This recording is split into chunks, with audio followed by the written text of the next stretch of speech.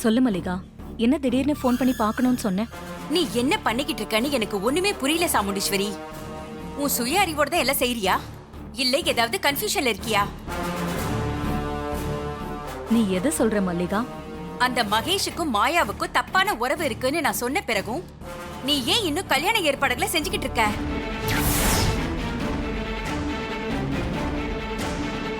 அந்த கேடுகெட்ட மாயாவுக்கு ஏன் ஹாஸ்பிட்டல்லயே அபார்ஷன் பண்ணிருக்கேன்னு சொன்னா இல்லையா? ஆமா சொன்ன. நான் அவ்வளவு தூரம் சொல்லியும் நீ அதை சீரியஸா எடுத்துக்காம நீ இப்படியெல்லாம் செஞ்சுக்கிட்டு இருக்கனா நான் சொன்னதை நீ நம்பலைன்னு அர்த்தம். உனக்கு நான் சொன்னதுல நம்பிக்கை இல்லையா? ச்சே, நீ என் ஃப்ரெண்டு, எனக்கு நல்லதுதான் நினைப்பேன். பொய் சொல்ல மாட்டேன்னு எனக்கு நல்லா தெரியும். அப்படின்னா நான் சொல்றது உண்மைன்னு தெரிஞ்சும் நீ இப்படி பண்றனா உனக்கு சுத்தமா புத்தி கெட்டு போச்சுன்னு தானே அர்த்தம். என்ன ஆச்சு உனக்கு? சொல்லு சாமுண்டீஸ்வரி. அப்பா அக்காக்கு எல்லா உண்மையும் தெரிஞ்சு போச்சா? தெரிஞ்சுதான் சைலண்டா இருக்காளா? உண்மை தெரிஞ்சதுக்கு அப்புறம் அவ இந்நேரம் மகேஷையும் மாயாவையும் சுட்டு கொண்டு இருக்கணுமே. அப்படி எதுவும் செய்யாம அமைதியா இருக்கானா? ஏதோ திட்டத்தோட தான் இருக்கான்னு தோணுது. நீ இப்படியெல்லாம் பண்றனா ஏதாவது காரணம் இருக்கணும். இல்ல மல்லிகா, என் புத்தி கெட்டு போகல. எல்லாம் ஒரு காரணத்தோட தான் செய்யறேன். என்ன காரணம்? ரேவதிக்கு கல்யாணம் நல்லபடியா நடக்கணும். அத நிறுத்துறது எனக்கு ரொம்ப கௌரவ பிரச்சனை. அதுக்காக அந்த பொறுக்கி உனக்கு மருமகனா வரலாமா? இங்கதான் நீ ஒன்னு புரிஞ்சுக்கணும். என் மக கல்யாணம் நடக்கணும். ஆனா அந்த மகேஷ் மாப்பிள்ள இல்ல.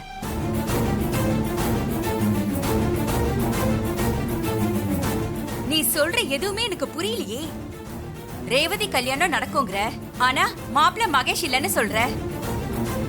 கல்யாண வேலையும் ஒரு பக்கம் நடந்துகிட்டு இருக்கே, அப்ப மாப்பிள்ள தான் யாரு? மாப்பிள்ள தானே. அவன் உனக்கு எனக்கு ஏன் எல்லாருக்கும் நல்லா தெரிஞ்சவன் தான்.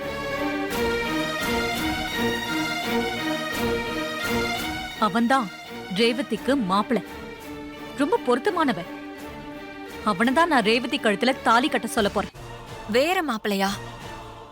யார மைண்ட்ல வச்சுக்கிட்டு அக்கா இதெல்லாம் செய்யறா? வேற மாப்பிள்ளன்னு அக்கா சொல்றது ஒருவேளை அந்த டிரைவரை தானா?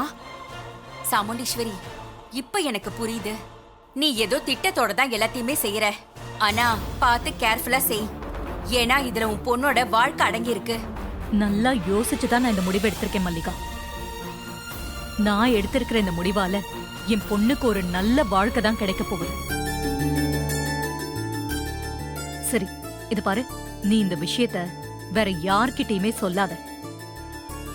சைலண்டா இருந்துதான் சாதிச்சு காமிக்கணும். நீ பெரிய ரிஸ்க் எடுக்கிறன்னு தெரியுது. இருந்தாலும் அத நீ சக்சஸ்ஃபுல்லா செய்வேன்னு எனக்கு நம்பிக்கை இருக்கு. உனக்கு ஏதாவது ஹெல்ப் தேவைப்பட்டா சொல்லு, நான் கண்டிப்பா செய்யறேன். தேவைப்பட்டா சொல்றேன் மல்லிகா. சரி, நான் கிளம்புறேன். சரி, நீ கிளம்பு. எல்லாத்தையும் நான் பாத்துக்கிறேன்.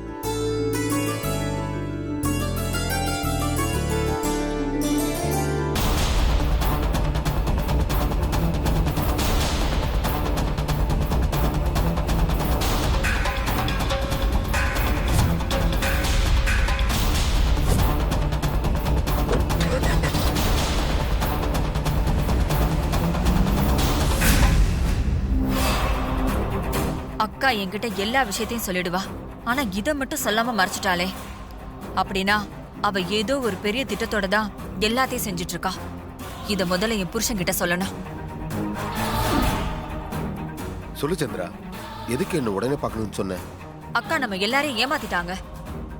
என்ன சொல்ற? ஏமாத்திட்டாளா? ஆமாங்க, அவளுக்கு மகேஷ் மாயாவுக்கு நடுவுல தப்பான உறவு இருக்கிறது தெரிஞ்சிருக்கு. ஏய், அவளுக்கு எப்படி தெரிஞ்சது? அக்காவோட ஃப்ரெண்டு மல்லிகா இருக்காங்களா டாக்டர், அவங்க மூலமா தான் எல்லா உண்மையும் தெரிஞ்சிருக்கு.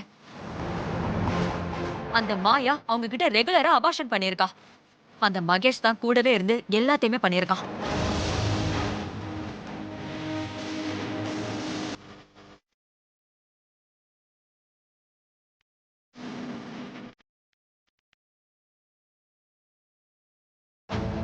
ஏய், உன் அக்காவுக்கு உண்மை தெரிஞ்சா என்ன?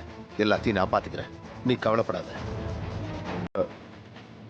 உங்க அக்கா சொன்ன மாப்பிள்ள அநேகமா அந்த டிரைவரா தான் இருக்கும். ஆமாங்க, நானும் அப்படிதான் நினைக்கிறேன். உங்க அக்காவுக்கு இந்த விஷயம் தெரியுங்கிறது மகேஷுக்கும் மாயாவுக்கும் தெரியக்கூடாது. அப்பதான் அவங்க கல்யாணம் வரைக்கும் பயப்படாம இருப்பாங்க. புரியுதா? நான் அதை பாத்துக்கிறேன்.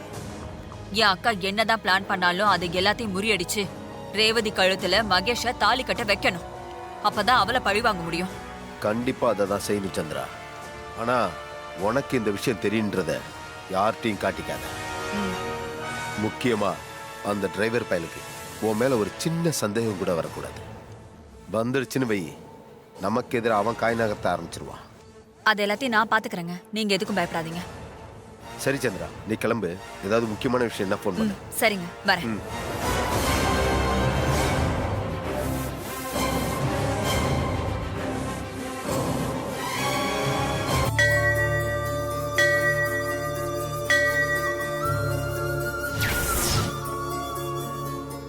அப்பா முருகா, என் பேத்தி ரேவதி கல்யாண விஷயத்துல என்னென்னமோ நடந்து போச்சியா. இப்ப அவ கல்யாண மண்டபம் வரைக்கும் போயிட்டா. அது மட்டும் இல்ல முருகா, சாமுண்டீஸ்வரி என் பேத்திக்காக பார்த்து வச்சிருக்க மாப்பிள்ளைக்கும் அவளுக்கும் கல்யாணம் நடக்க கூடாது. அது மட்டும் நடக்கவே கூடாது. என் பேரன் கார்த்திக்கோட தான் நடக்கணும். என் பேரன் கார்த்திக்கும் என் பேத்தி ரேவதிக்கும் கல்யாணம் கண்டிப்பா நடக்கும்னு அன்னைக்கு நீதானே என் கனவுல வந்து உறுதியா சொன்ன. அதை நம்பி நானும் இந்த கல்யாணம் நல்லபடியா நடக்கும்னு நம்பிக்கையோட இருந்தேன் முருகா. ஆனா இந்த நிமிஷம் வரைக்கும் என் பேரன் கார்த்திக் கல்யாணமே வேண்டான்னு சொல்லிட்டு இருக்கானே. முருகா முருகா, நீதான் எப்படியாவது அவன் மனசை மாத்தி இந்த கல்யாணத்துக்கு சம்மதிக்க வைக்கணும். என் பேரனுக்கும் என் பேத்திக்கும் நல்லபடியா கல்யாணம் நடக்கணும். இந்த கல்யாணம் மூலமா இத்தனை வருஷம் பிரிஞ்சிருந்த இந்த ரெண்டு குடும்பமும் ஒன்னா சேரணும் முருகா. அதுக்கு நீதான் வழிவகுக்கணும். போதும் முருகா, போதும். இத்தனை வருஷம் நான் பெத்த புள்ளையும் பேத்திங்களையும் பிரிஞ்சு இருந்ததெல்லாம் போதும். இனிமேலாவது நான் பெத்த பிள்ளையோடையும் பேத்திங்களோடையும் ஒத்துமையா சந்தோஷமா ஒன்னா ஒரே குடும்பமா வாழணும். அதுக்கு நீதாய வழிவகுக்கணும். முருகா, என் அப்பனே சண்முகா, முருகா முருகையா, முருகா முருகா முருகா. பரமேஸ்வரி, முருகா வந்துட்டியா முருகா? உன் புலமல் தான் என்ன டிஸ்டர்ப் பண்ணிட்டே இருந்துச்சு, அதான் நேர்ல வந்த. பரமேஸ்வரி, என்ன முருகா நீ? நான் எவ்வளவு மனசு வேதனையில அழுகுறேன், அத போய் புலம்பல்னு கிண்டல் பண்ற. சரி சரி, இதுக்கும் புலம்பாத. என்ன விஷயம் சொல்லு.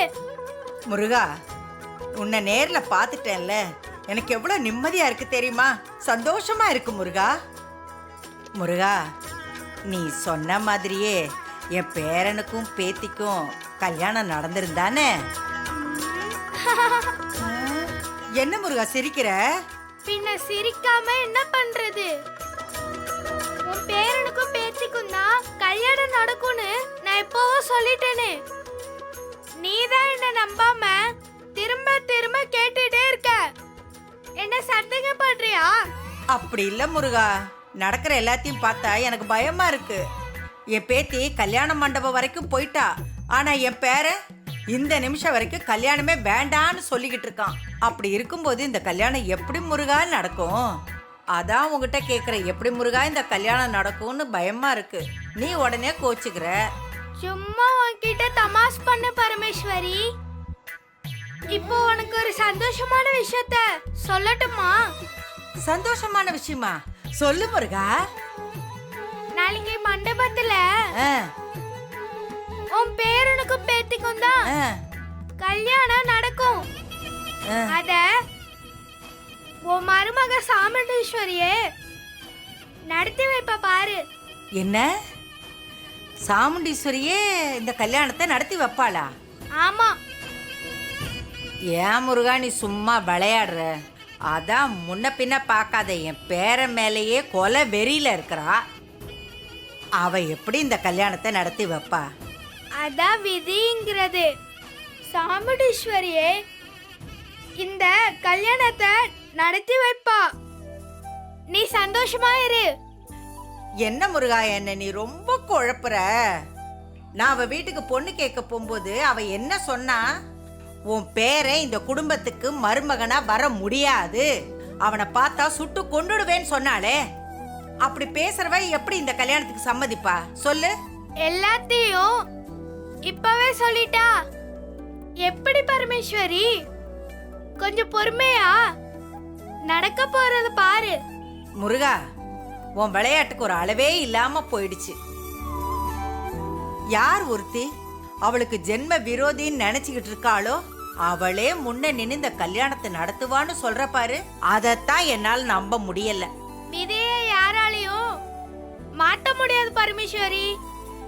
சாமுண்டீஸ்வரியே இந்த கல்யாணத்தை நடத்தி வைப்ப பாரு.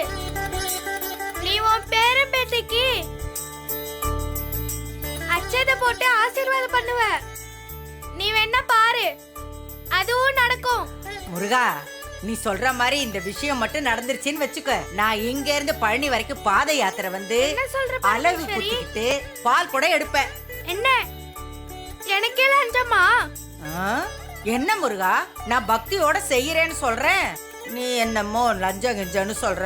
பரமேஸ்வரி அப்பப்போ உன் கூட விளையாடணும் தோணுது, அதான் இப்படி தமாஸ் பண்ண.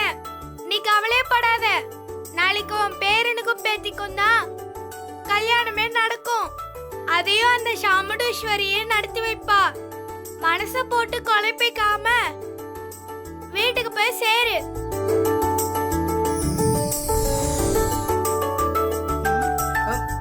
முருகா, போயிட்டியா? எப்படியோ வந்ததுக்கு நல்ல செய்தியா சொல்லிட்டேன். என் பேரனுக்கும் பேத்திக்கும் நல்லபடியா கல்யாணம் நடக்கணும். அவங்க 2 பேருக்கும் ஆசீர்வாதம் பண்ணி நான் என் கையால அட்சதை போடுவேன்னு சொல்லிட்டேன். இதுக்கு மேல நான் சந்தேகப்பட மாட்டேன். நான் சந்தோஷமா வீட்டுக்கு போறேன். நீ சொன்ன மாதிரியே என் பேரனுக்கும் பேத்திக்கும் கல்யாணம் நடந்துடணும் முருகா. நடக்கும் முருகா, நடக்கும். நான் வரேன் முருகா. முருகா முருகா.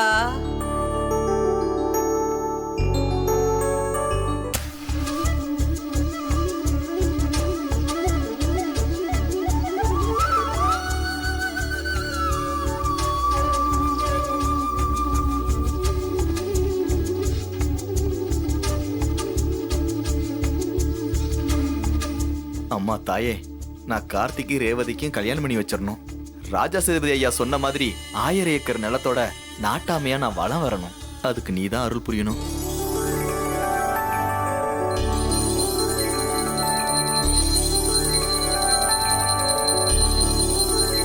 கடவுளே, என் பொண்ணு கல்யாணம் ஏன் விருப்பப்படிதான் நடக்கணும்.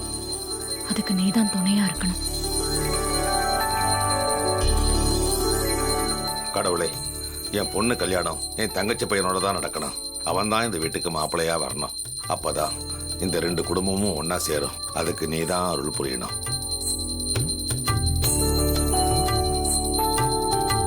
கடவுளே, இந்த டைம் ஆச்சும் நீ எங்களுக்கு துணையா இருக்கணும். என் புருஷன் ஜெயிக்கணும். இந்த சாமுண்டீஸ்வரி குடும்பம் அழியணும்.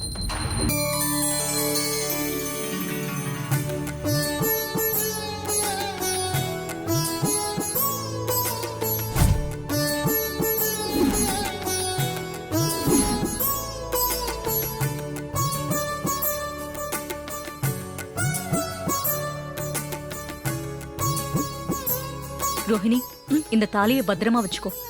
மண்டபத்துல ஐயர் கேட்கும்போது கொடு. இந்த தாலி உன்னோட பொறுப்பு. சரிங்கம்மா.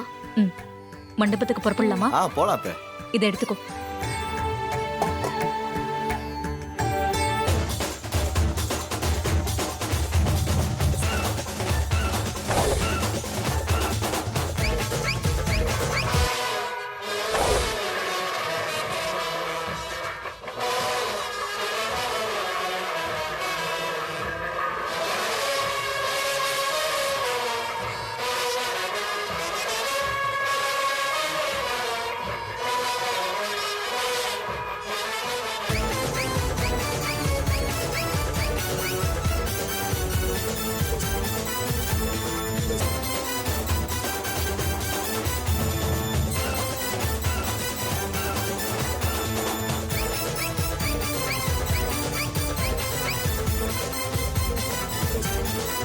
என்ன எல்லாரும் உங்களுக்கு தேவையான ட்ரெஸ் எல்லாம் எடுத்து வச்சுக்கிட்டீங்களா?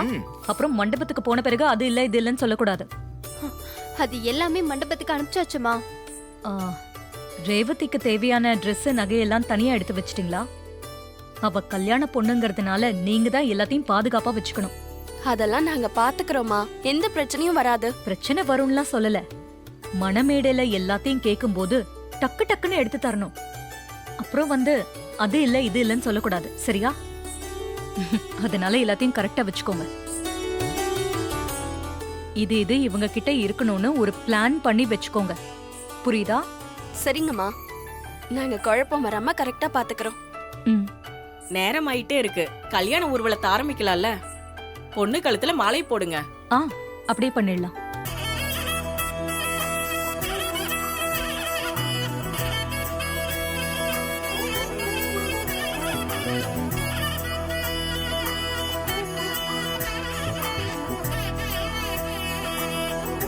சரி, மாப்பிள்ளை எங்க? அவருக்கும் மாலையை போடலாம்ல.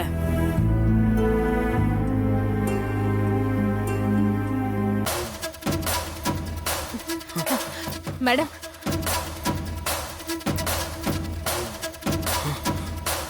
சாரி மேடம், வரதுக்கு கொஞ்சம் லேட் ஆயிடுச்சு. பரவாயில்ல பரவாயில்ல. மாப்பிள்ளை கழுத்துல மாலை போடுங்க. போய் போடுங்க.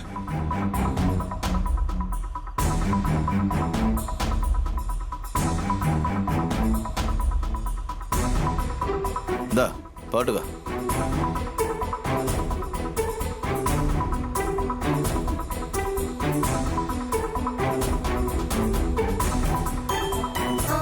ரேவதி, நீ போய் கார்ல உட்காரு.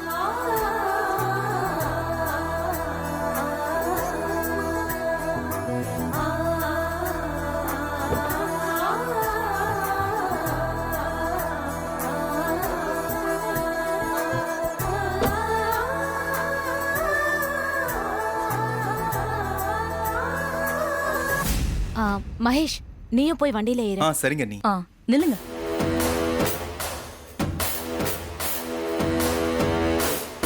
நீங்க கார்ல ஊர்வலமா போக வேண்டாம், ரேவதி மட்டும் போட்டும்.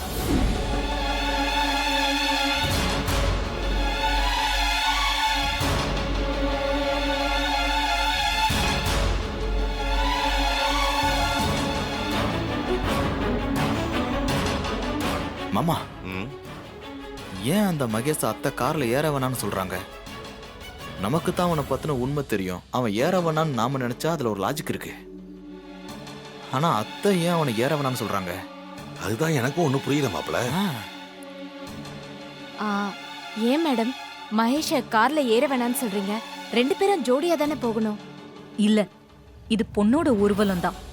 இதுதான் எங்க முறை. மாப்பிள்ளை வீட்டுக்காரங்க தான் எப்பவுமே முதல்ல இருக்கணும்னு சொல்லுவாங்க. அதனால நீங்க நேரா மண்டபத்துக்கு போயிடுங்க.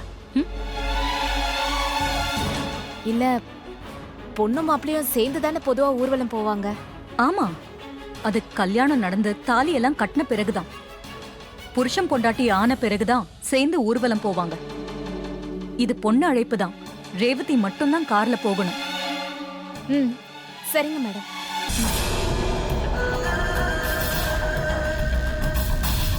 இன்னொன்னு சொல்றேன், நல்லா கேட்டுக்கோங்க. மகேஷ்க்கு துணை மாப்பிள்ளையா இருக்க போறது நம்ம டிரைவர் ராஜா தான்.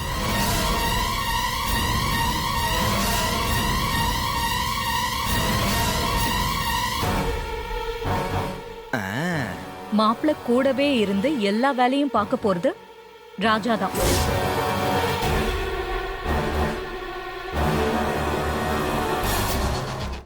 அக்கா, தெரிஞ்சுதா இதெல்லாம் செய்யறியா? மாப்பிள்ளை தோழனா சொந்தக்காரங்க முறையில இருக்கிறவங்க தானே இருப்பாங்க. இந்த டிரைவர் நமக்கு சொந்தமே இல்லையே. சம்பளத்துக்கு வேலைக்கு வந்திருக்கிற வேலைக்காரன் இவனை போய் தொண மாப்பிள்ளன்னு சொல்றத என்னால ஏத்துக்க முடியலக்கா. சந்திரா, இவன் டிரைவர் இல்ல, என் தம்பி மாதிரி. அன்னைக்கு ரேவதிக்கு நலங்கு வச்சப்போ கடைசியா ராஜா தான் நலங்கு வச்சான். அன்னைக்கு என் தம்பி முறையா நினைச்சுதான் நான் இவனை வைக்க சொன்னேன். இன்னைக்கும் என் தம்பி முறையா நினைச்சுதான் தொண மாப்பிள்ளையா இருக்க சொல்றேன்.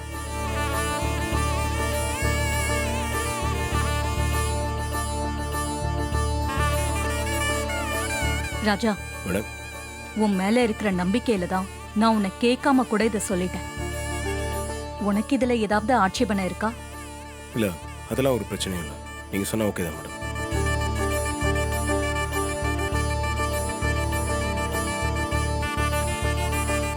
ரொம்ப சந்தோஷம் ராஜா. என் மனசுல உன்னை பத்தின நல்ல அபிப்பிராயங்கள் கூடிக்கிட்டே போகுது.